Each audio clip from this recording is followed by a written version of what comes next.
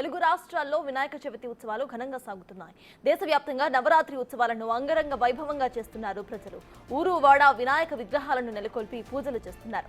ఎడతెరిపి లేని వానలు, వరదలతో కాస్త ఇబ్బంది పడినా వరుణుడు కాస్త శాంతించడంతో చాలా చోట్ల విగ్రహాలను ఏర్పాటు చేసుకున్నారు ప్రజలు. ఇక మరోసారి ఖైరతాబాద్ వినాయకుడు స్పెషల్ అట్రాక్షన్ గా నిలిచాడు. ఈసారి 70 అడుగుల ఎత్తులో ఖైరతాబాద్ వినాయక విగ్రహాన్ని ఏర్పాటు చేశారు. ఖైరతాబాద్ ఉత్సవాలను ప్రారంభించి 70 ఏళ్లు పూర్తయిన సందర్భంగా 70 అడుగుల విగ్రహాన్ని నెలకొల్పి పూజలను నిర్వహిస్తున్నారు. 7 అనే అంకెకు ప్రాధాన్యత ఇస్తూ 7 తలలు, 7 సర్పాలు, రెండు వైపులా 7 చొప్పున మొత్తం 14 చేతులతో విఘ్నేశ్వరుడిని సిద్ధం చేశారు. ఖైరతాబాద్ గణేష్ ఉత్సవ కమిటీ 28 అడుగుల వెడల్పుతో విగ్రహాన్ని ప్రత్యేకంగా తయారు చేయించింది.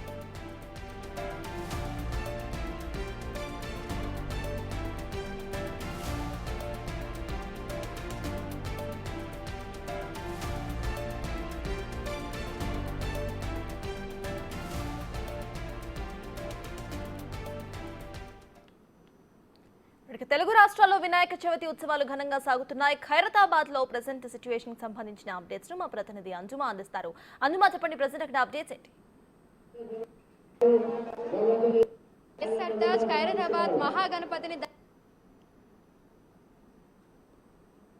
భక్తుల కోసం 3 క్యూ లైన్లను అయితే ఏర్పాటు చేయడం జరిగింది. ఈ రోజు 8 గంటల ప్రాంతంలో పద్మశాలి సంఘం ఆధ్వర్యంలో కండువా, అదేవిధంగా జంజం, గరికమాల కూడా స్వామివారికి సమర్పించడం జరిగింది. ఇక దీంతో పాటుగా కూడా ఈసారి శ్రీ సప్తముఖ మహాశక్తి గణపతిగా మనకు ఖైరతాబాద్ మహాగణపతి 70 అడుగులలో భక్తులకి దర్శనం ఇస్తున్నారు. మరి నేపథ్యంలో భారీగా పోలీసులు బందోబస్తు నిర్వహిస్తున్నారు. ఎక్కడికక్కడ కూడా ఏర్పాట్లు అనేవి చేస్తున్నారు. ఇక దీంతో పాటుగా కూడా భక్తులకు ఎటువంటి అసౌకర్యం కలగకుండా మనకి మొబైల్ టాయిలెట్స్, అదేవిధంగా వాటర్ ప్యాకెట్లను కూడా ఏర్పాటు చేయడం జరిగింది.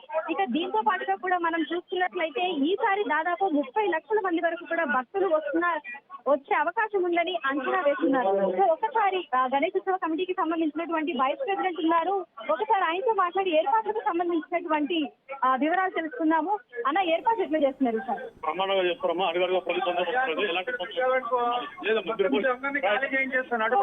మనం చూసినట్లయితే కూడా క్యూ లైన్ లో ఉన్నటువంటి భక్తులకి వాటర్ ప్యాకెట్లు అందించడము, అదే విధంగా ఎప్పటికప్పుడు కూడా అంటే క్యూ లైన్లలో ఎక్కువసేపు నిల్చోకుండా ఎప్పటికప్పుడు మనకి దర్శనం జరిగే విధంగా కూడా క్యూ లైన్లను మూవ్ చేస్తూనే ఉన్నారు. మొత్తంగా 3 క్యూ లైన్లను అయితే ఏర్పాటు చేయడం జరిగింది.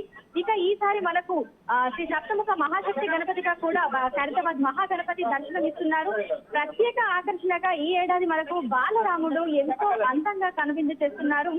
ఖైరతాబాద్ మహాగణపతికి కుడివైపున మనం చూసుకుంటే అయోధ్య రామ మందిరంలో ఉన్నటువంటి బాలరాముడు మనకు ఎంతో అందంగా, అద్భుతంగా మనకి దర్శనం ఇస్తున్నారు. ఇక ఎడమ వైపున మనం చూసుకుంటే విగ్రహాలు కూడా మనకు కనిపిస్తున్నాయి.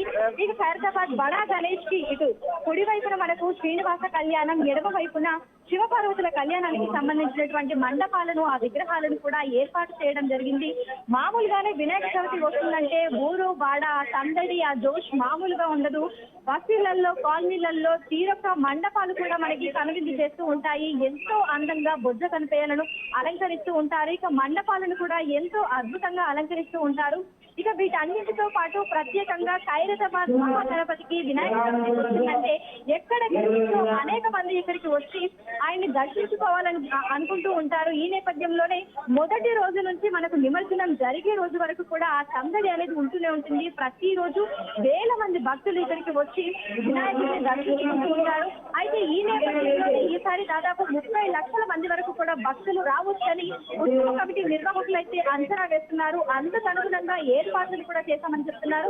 ఇక సాయంకాలం సమయంలో ఖైరతాబాద్ గణపతి దగ్గరికి వచ్చేటువంటి భక్తుల కోసం సాంస్కృతిక శాఖ ఆధ్వర్యంలో విభిన్న కళాకారులతోటి తెలంగాణ సంస్కృతి సాంప్రదాయాలకు అర్థం పట్టే విధంగా సాంస్కృతిక కార్యక్రమాలను కూడా నిర్వహించనున్నారు. ఉదయం నుంచే కూడా ఈ కార్యక్రమాలు కూడా మనకు ప్రారంభమైపోయాయి.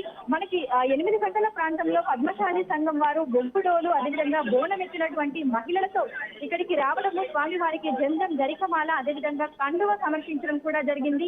ఆ సమయంలో బొగ్గులో విధంగా బోనమిచ్చినటువంటి మహిళలు ఎంతో సంబరంగా వాటిని తీసుకొని వచ్చి స్వామి వారికి అలంకరించడం కూడా జరిగింది. ప్రస్తుతం మనం విజువల్స్ లో చూడొచ్చు, బోనం ఎత్తినటువంటి మహిళలు మనకు ఇక్కడ కనిపిస్తున్నారు. ఇక సాయంకాలం సమయంలో గణేష్ ఉత్సవ కమిటీ అదేవిధంగా తెలంగాణ సాంస్కృతిక శాఖ ఆధ్వర్యంలో సాంస్కృతిక కార్యక్రమాలు కూడా నిర్వహించనున్నారు.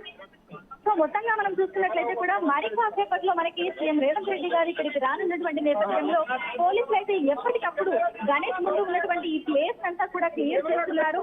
ఇక మహిళల కోసము ప్రత్యేకంగా సీటీలు కూడా అందుబాటులో ఉండడం జరిగింది.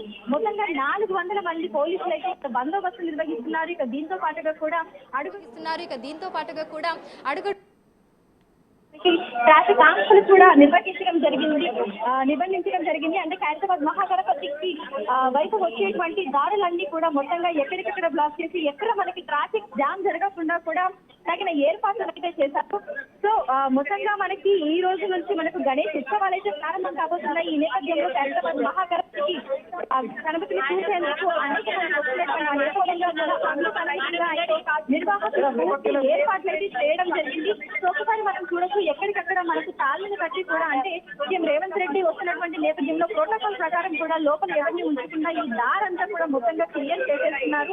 అయితే భక్తులు మాత్రం ఎక్కడ ఆగట్లేదు. భక్తులు వస్తున్నారు, దర్శనం చేసుకుంటున్నారు, వెళ్ళిపోతున్నారు. చిన్న పెద్ద తేడా లేకుండా హైదరాబాద్ మహాగణపతిని దర్శించుకున్నందుకు ఇటు నగరం నలుమూలల నుంచే కాకుండా రాష్ట్ర వ్యాప్తంగా అన్ని జిల్లాల నుంచి పెద్ద సంఖ్యలో అయితే జనాలు వస్తుంటారు. 2 తెలుగు రాష్ట్రాల నుంచే కాకుండా చుట్టుపక్కల రాష్ట్రాల నుంచి కూడా పెద్ద సంఖ్యలో భక్తులైతే బారులు తీరుతూ ఉంటారు. ఇక ప్రతి ఏడాది లాగే ఈ ఏడాది కూడా ఎంతో అందంగా కనువిందు చేస్తున్నారు. ఖైరతాబాద్ బడా గణేష్, మట్టి గణపతి, బడా గణపతి 70 అడుగులలో కూడా సప్తముఖ శ్రీ మహాశక్తి గణపతిగా ఈ ఏడాది భక్తులకైతే దర్శనమిస్తున్నారు. సర్తాజ్,